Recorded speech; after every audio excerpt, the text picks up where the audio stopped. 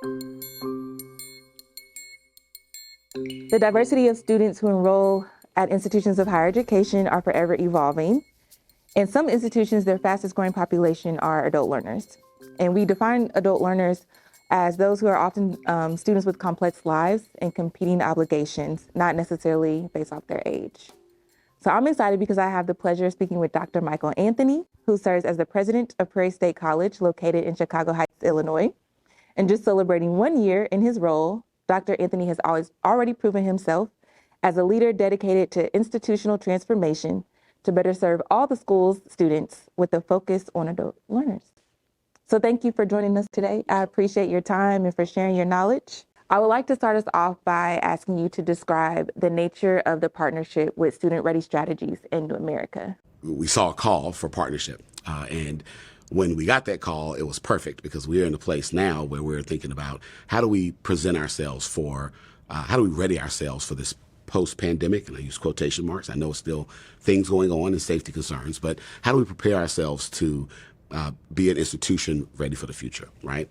And part of that goal and that process is working with our adult learners. And so working with New America and Student Ready Strategies, we've been able to create the starting point, right, for that transformation. And so I think that's part of what the biggest gift has been for the institution in working in partnership. So I'm excited about the future. I'm excited about what we can do with the strategies we develop together.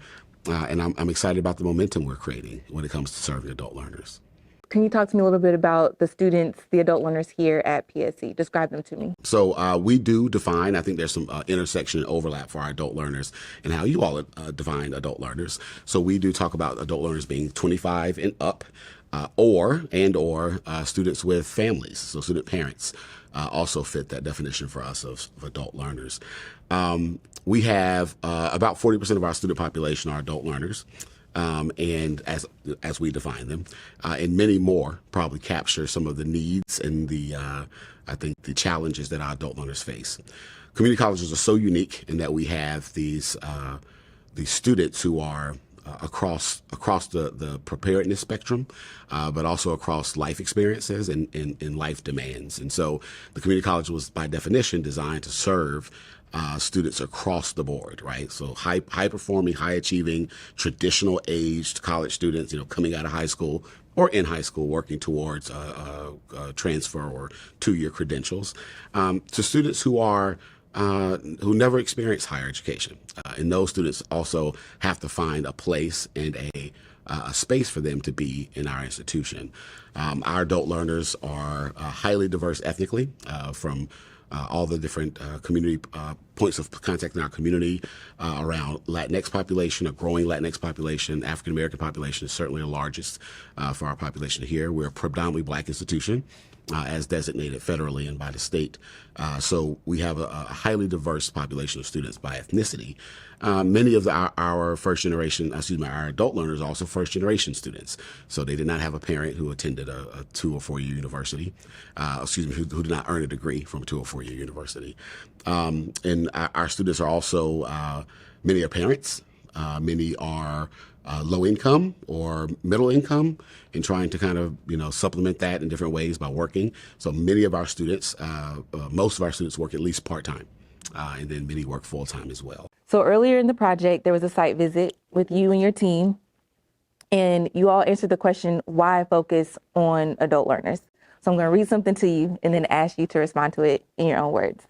So you all shared, reconnect the college to its community serving mission, empowering individuals to strengthen the region's wellness and workforce, that you'll do that by inviting a robust environment with intentional structures, and that it will be an investment in adult learners to drive community awareness, increase enrollment, and infuse broader experiences in the classroom. Here's what really framed it for us, for our adult learner experience. The pandemic has given us all a chance to do things very differently. We've learned how fast we can deploy and how efficiently we can be as an online kind of institution, some of our online programs and services, right? We've also realized that due to the pandemic and some of the other economic factors, folks have taken a chance to reflect and to figure out what it is that they want to do, what impact they want to make, And it's a different kind of conversation than we normally have, right? For the whole country, the whole world to be able to take a pause and think to themselves, do I want to do what I'm doing currently? Do I want to be what I'm currently being? That is a unique opportunity. As rare as the 100-year pandemic is that it's rare that we all get to take a collective pause and think about the future. So when it comes to the adult learner population, that is a really jarring experience for those in our cohort. When I say our, I mean in the age range of 25 to 65, right? Where people are saying they had a chance to think about their jobs and things they've been doing maybe their whole career. And they also had a chance to kind of get out of that experience, right? Because of the influx of government resources and because of people's ability to kind of work differently. A lot of us had a chance to reevaluate. That's a different experience than those students who may be traditional age and those who are in high school. It was disruptive for them, but they hadn't started in earnest in their career, right? They hadn't been working in that space and the thing that they thought they wanted to be doing. They're still exploring that. So the conversation was very different as I thought about how do we attract adult learners, or what are adult learners thinking right now? There's also an economic need, I think, for the community. We have a lot of open jobs when it comes to manufacturing and other areas that don't require a 4-year university degree. Now is the time to make sure that we are locking people into high wage employment opportunities and high demand employment opportunities that, again, the community college is prepared to offer for folks.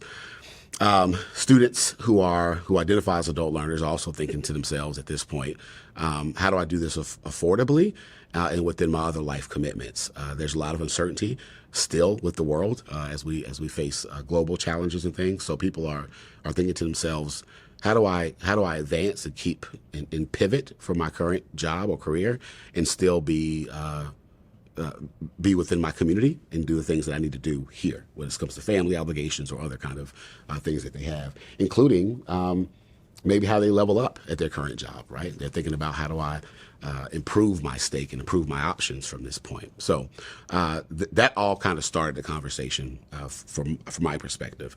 And I knew we had an opportunity now to jump on really attracting and answering the question for the folks who needed that question answered. And we are priming ourselves through this experience and with our internal structures to start to answer that question for people and invite them to come back or to come to campus. The work we've done through this process has also let us know why those who maybe have never experienced, who have experienced the college but left, this has given us some answers to why they left, right? Which we see are a little different than people who may be more traditional age or have different needs and priorities. So that started the process for us and led to the outcomes and the kind of conversations you've had on campus to date. You were able to kind of answer some of those questions on why. Can you elaborate on what some of those reasons were and what you were hearing from students? So we knew already that the national data and the national conversation was around a couple of areas that we found in our survey research here. So financial reasons, right? I had to work. And in the pandemic environment where things were shifting and things were uncertain, that need and anxiety to work was even greater. And so people needed to stay in their jobs or be able to work more to earn for their families. And so financial reasons, right, were some of the reasons folks stopped out, right? I have to take care of other things, and right now school is not top priority.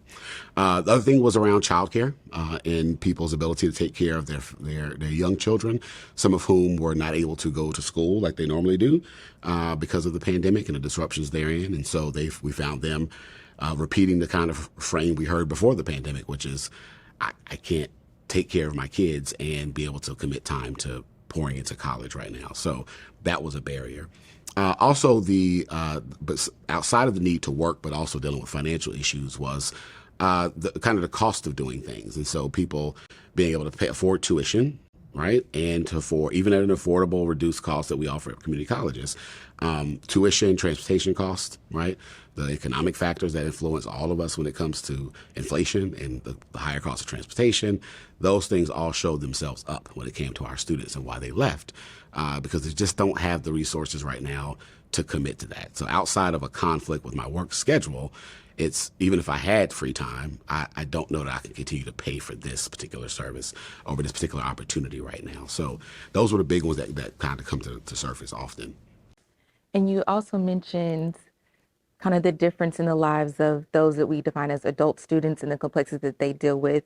But do you see that in younger students as well? Some of that competing obligations, are they raising children? Are they working? I think the again, by design, the community college is a place where people can kind of enter and do college, right, with their existing priorities. And so what you'll start to see is if what serves one population also serves another. It doesn't mean we don't focus, though. I think that's where we get wrapped up. It's a both and, right? So the very same things that affect adult learners when it comes to having work priorities, to financial problems, right? When it comes to trying to prioritize how they're going to spend their very limited money that they earn from work. Those things affect traditional age students too.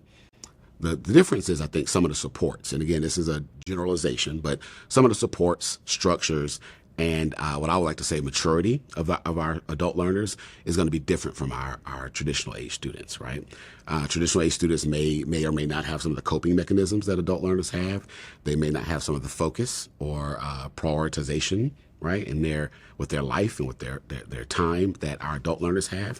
Again, you always have exceptions to that rule, but adult learners are in a different place. They've tried some things. They've matured in ways that some of our traditional age students have not done. They've experimented with a couple of things. They may have gone to university and stopped out for whatever reason. They may have done a community college experience and stopped out. And so to treat those groups exactly the same would be problematic, but to ignore that there are similarities would also be problematic. Some colleges do create a very specific parallel path for adult learners, while others just try to orient them into the entire institution. You kind of mentioned that that's your preferred approach when thinking about the future of PSC. Is it that preferred specific adult-focused programs? I would love to see an institution that is adult learner ready. So in my mind, the best way we can serve our adult learners, but also provide really positive effects for other students who are identified as traditional age students, is to shift the attitude, the cultures, the behavior, and the structures, right, institutionally, that are adult learner minded. So when we're thinking about course selection and course preparation and course offerings, and we think about modality, right? So online versus hybrid versus in person. It's like back to the course offerings. What times do we offer them, right? What are the lengths of our terms, right? Right now we have 5 different start terms from 16 weeks all the way to 8 weeks. And that starts both in the beginning of our term and the semester. And in the middle of our semester, where we have a second kind of 8-week block of courses. So we have some good flexibility right now. We want to keep that in mind as we're preparing, offering courses for adult learners.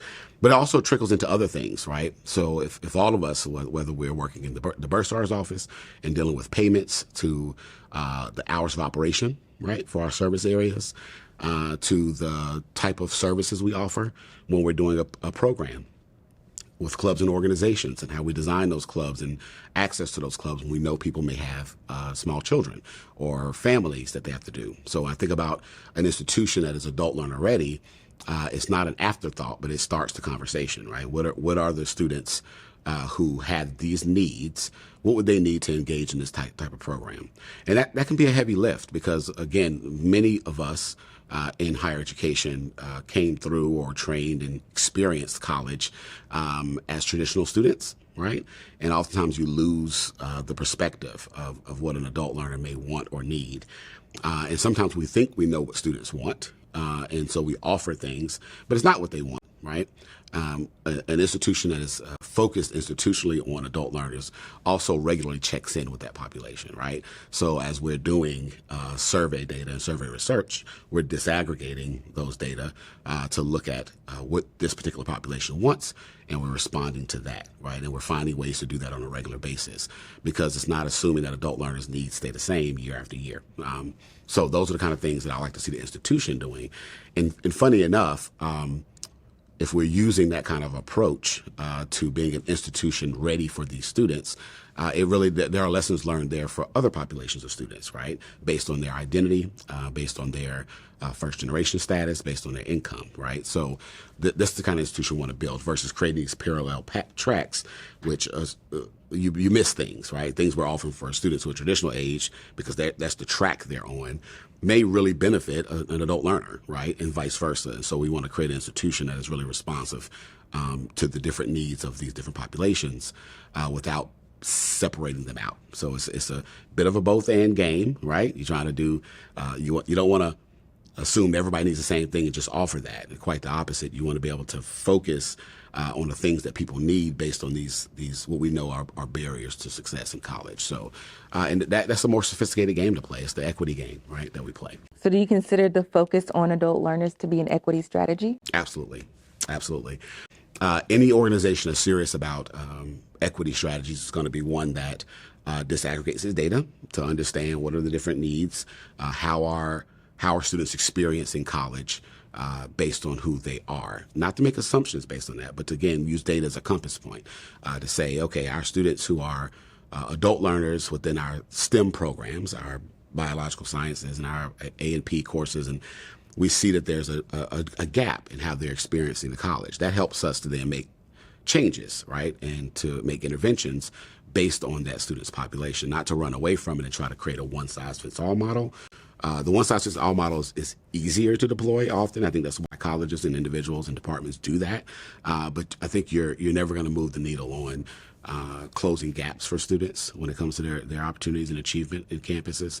And you're also not going to get students to want to come back when they feel like they're part of a machine that's not really responsive to their needs. So the equity, this is an equity-centered strategy at its core. We know that there's inequities within students, but we also know that there's inequities within institutions. So if you were given a multi-million-dollar grant to focus on adult learners, how would you use those resources? So in all honesty, I think $1 million grant, millions of dollars to go, so many things to do. First and foremost, all of the basic needs gaps that we talked about, what we've learned from our other grant programs that we have here and really what was revealing through the pandemic was the impact that small basic needs grants have on student success. In other words, finances continue to rank highest amongst concerns with college students. That is in the 4-year university space and it's in the 2-year space. And it's going to continue to be a problem because students who come to community college, like we talked about, have a lot of different priorities and needs, right, that come up. We know even as a country that very few people can withstand an emergency that may happen that takes away funding that they needed for rent, or a car breaking down stops them dead in their tracks from their financial goals and the progress they were making. College is when you think about the hierarchy of needs, it's one of those things that are, that's not you need it, but you don't need it, right? You should be doing it, but it doesn't compare to taking care of your kid, doesn't compare to eating, doesn't compare to paying rent, doesn't compare to paying your car payment to get back and forth to work, right? And so you see it sliding down. The more priorities are in your life, the further college kind of gets pushed down.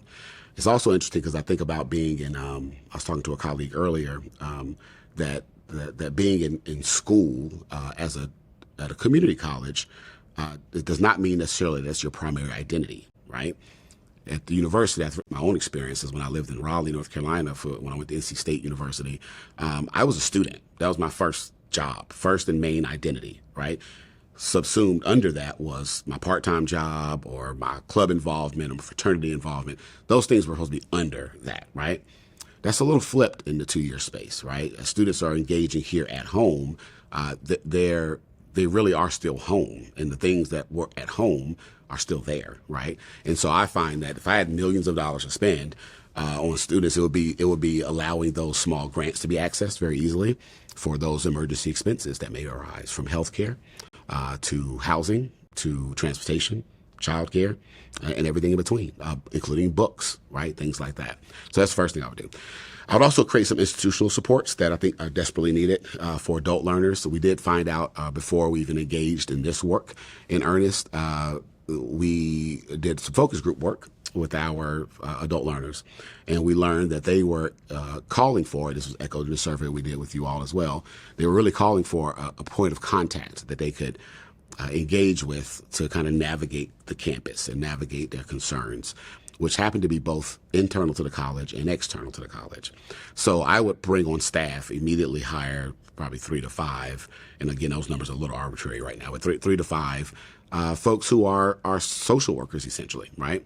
Who will work with our person internally and they're really academic kind of advising social work kind of personnel who would help our students navigate all of their concerns. So kind of that one-stop experience. We've launched a little bit of that with our pathways, with our academic advising system, where students are really have an assigned person who is their go-to person. Unfortunately, we can always use more, right, to lower that ratio of students to employees. But we also need somebody who's able to kind of work across and inside and outside the institution, because the needs that usually stop somebody from finishing school or being successful have nothing to do with the college itself. And that's a delicate balance, but I would bring on people who could do that. I would also create, I think, multiple streams of ways to keep those funds going and targeted towards that population, which may include things like scholarship dollars, right? So it's not the basic needs stuff, but it's like we can pay your tuition, come to school for free. I still believe in the public good mission of colleges and universities, right? We are here to fill a workforce.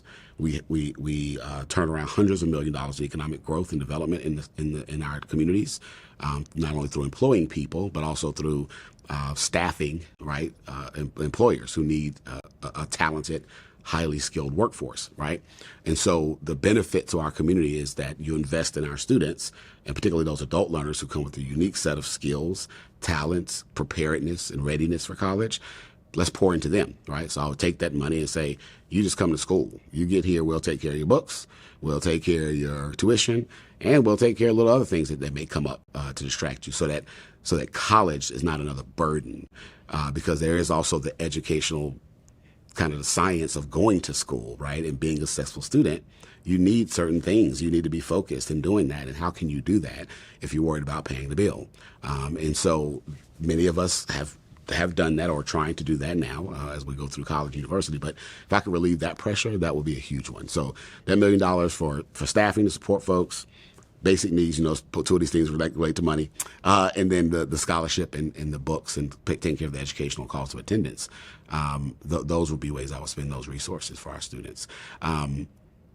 And lastly, I'll be remiss if I didn't say this, is the child care piece. So while there's those little grants can help sometimes with child care, it'd be really great to have drop-in abilities here. And I don't think we need to be in the business of full-scale child care, if you will. We know that that's very expensive to maintain, and we're not always the best people to do it as college personnel. But to have a infrastructure for students to do kind of drop and go kind of stuff while they're in class. So while they're conducting business, not while they're at work, that's for something else, but while they're doing class, that they have someone to keep after and watch after their children, to make sure that they're okay while they're in class. And then when they get out, they take them away. So it's not a full daycare center, but more of daycare services and kind of child care, child watch services. When you're talking about adult learners here at PSC that start near and go far, what do you hope that they say about their experience and about the institution? I hope that they say, when they're reflecting back, and that they tell everybody, that's how you know it's really working, that they're telling everybody about it, that Prairie State felt like it was designed for me. Prairie State felt like it understood who I was as an individual. It understood my priorities, and it made itself a place where I could be successful. At the end of the day, I want our students walking away feeling like it was the best choice that they could have made, and not just considering, right? And people always had this caveat, well, I couldn't go somewhere else, so I just had to go land in this place. I want them to be able to look back and say, I chose Prairie State because of its outreach, because of its preparation for me, and that was the best decision I could have made, regardless of other options that are available to them, right? So that's the hope, that students will walk away saying that. So let's say you're talking to a room full of presidents and other higher educational professionals. What advice would you give to them, or what words of encouragement would you say to them to help them get into that adult-ready mindset? the conversation I have for them is, first of all, to make the case, right? If a case needs to be made, let's make it. Let's help them realize that in our population, in this state, we have declining high school enrollments, right? And just from a pure numbers perspective and an economic perspective, the number of students to engage in our campus is shrinking when it comes to high school students. That trend will likely turn around probably in the 2030s or so, but right now that number is declining.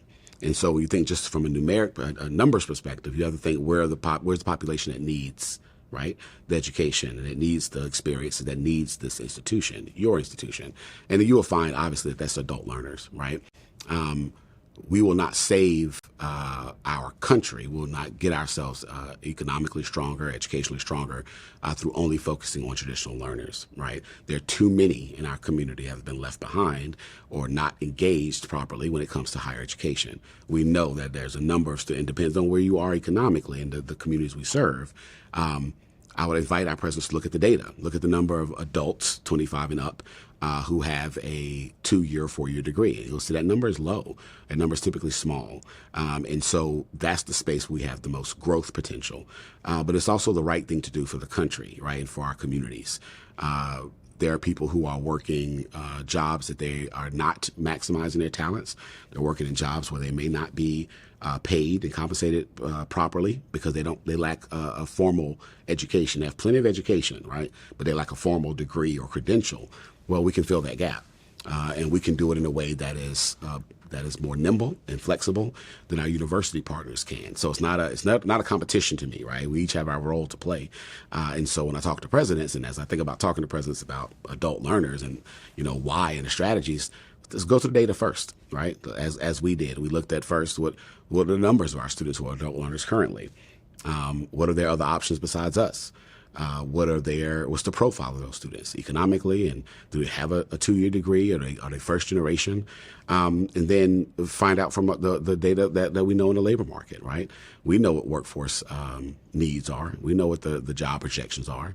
And so it's our job to make sure people know that it's possible for them to get into higher wage jobs, or to, again, as I call it, leveling up at their current institution, the current job, and to engage them properly about that. And the great thing about that is it creates this generational success within families, right? And I think about communities of color in particular, where the rates of college attainment are even lower, where you start to create families who are not only getting their degree and finding their ways into higher earning jobs or higher earning potential.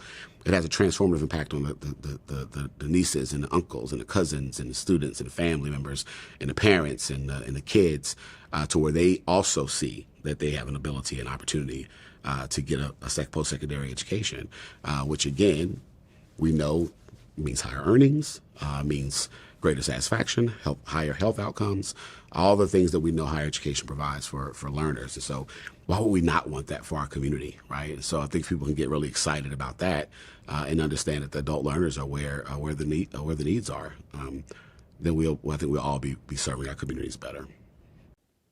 Is there anything that I did not ask about that you want to share? Working with an agency that's able to think through and focus on adult learners has been a real gift.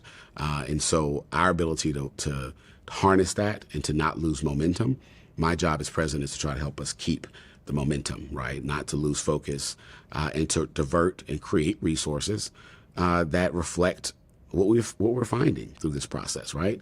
And so it's been a great experience. I'm looking forward to the continued work that we'll do together. But also just to know that Prairie State is a really cool place to be. And when I say that, I mean that kind of genuinely. So I don't come from the Southland of Chicago. I actually come from North Carolina, the South.